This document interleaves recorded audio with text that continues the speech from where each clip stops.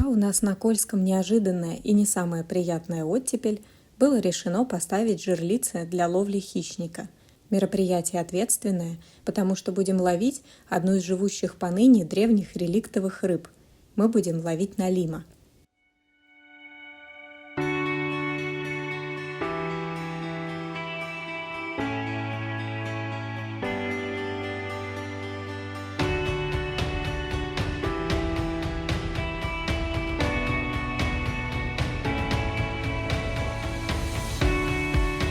Если вы на моем канале впервые, это моя севериата – история жизни в доме на берегу озера в русской Арктике.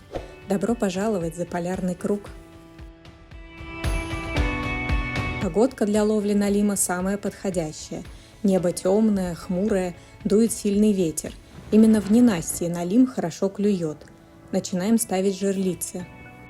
Если вдруг кто-то не встречал жерлицу, это снасть для ловли хищника на живца. Она может состоять из простой палки с леской или быть более сложной конструкцией, как эта.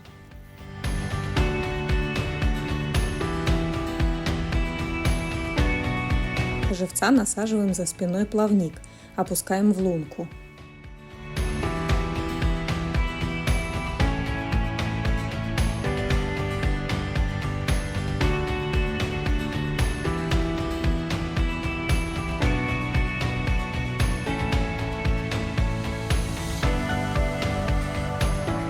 Леску наматываем на катушку.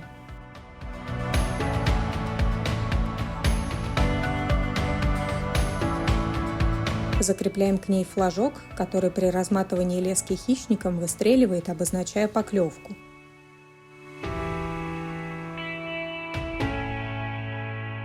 Жерлицу обязательно присыпать толстым слоем снега, чтобы лунка не обмерзла.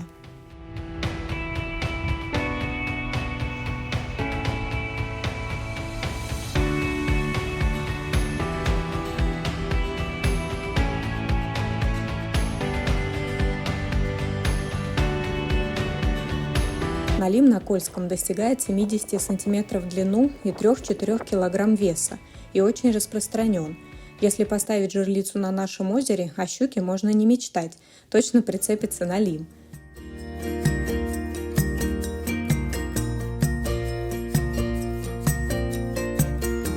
Вопреки расхожему мнению, налим все же не является падальщиком, в отличие от того же сама, и весьма неохотно клюет на наживку с душком. Ловим его на живую рыбу, из которой он больше всего предпочитает ерша, окуня и плотвичку. Но бывало клевал на удочку на дендробену или обычного червя, угрожая оторвать снасть своей увесистой тушкой. В этом случае даже бывало получалось достать его в лунку с приличной глубины. Мои сегодняшние экземпляры по несколько кило, и чистить их непросто. С большим трудом и плоскогубцами снимаю шкуру.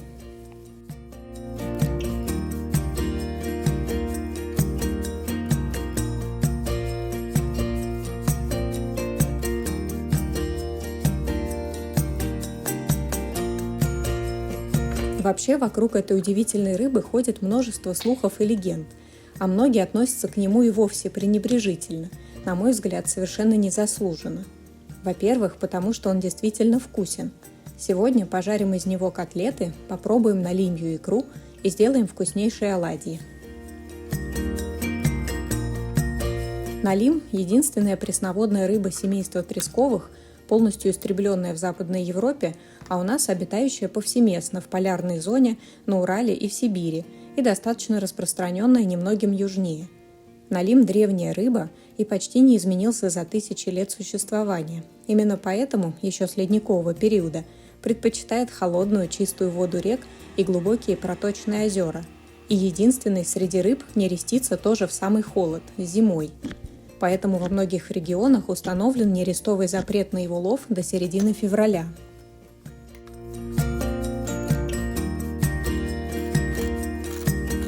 Проворачиваю рыбный фарш с луком и хлебным мякишем, добавляю яйцо, сало или сливочное масло и специи. Как фарш настоится в холоде, можно жарить вкуснейшие котлетки из налима.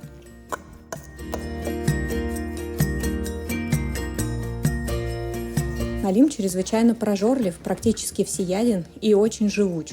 Он выживает даже при транспортировке с минимальным количеством воды в плотно набитой собратьями бочке, а в садке пожирает всю остальную пойманную рыбу. Очень вкусна не только тушка, но и налимья печень, которая достигает огромных размеров и чрезвычайно полезна, но о ней расскажу как-нибудь отдельно.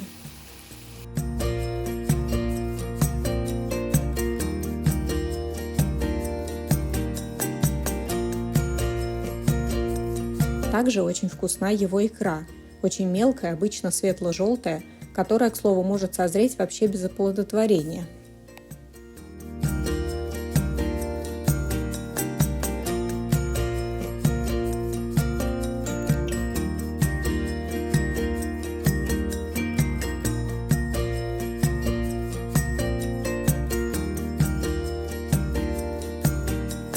Количество блюд из налима огромно, буду потихоньку о них рассказывать. Чтобы показать процесс приготовления одного из самых любимых, иду в гости.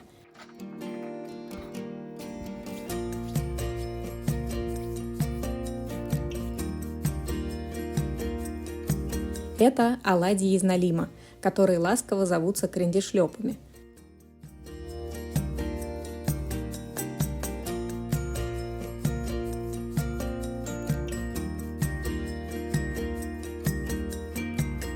На килограмм нарезанного ломтиками филе налима берется 2 морковки,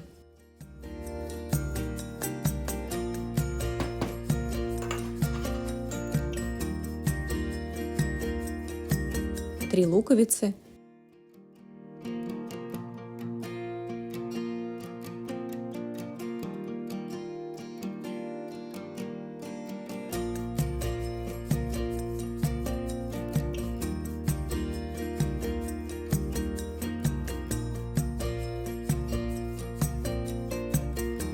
4 яйца,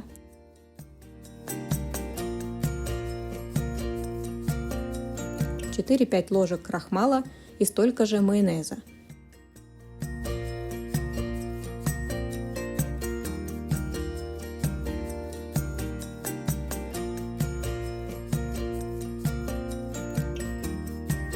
Замешивается, отстаивается в холодильнике 4 часа, а затем обжаривается.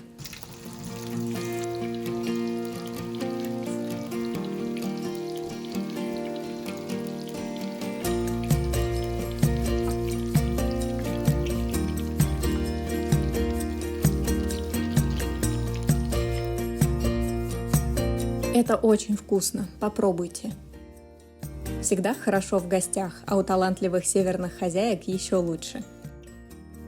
А есть ли налим в ваших краях и как относитесь к этой рыбе? Расскажите.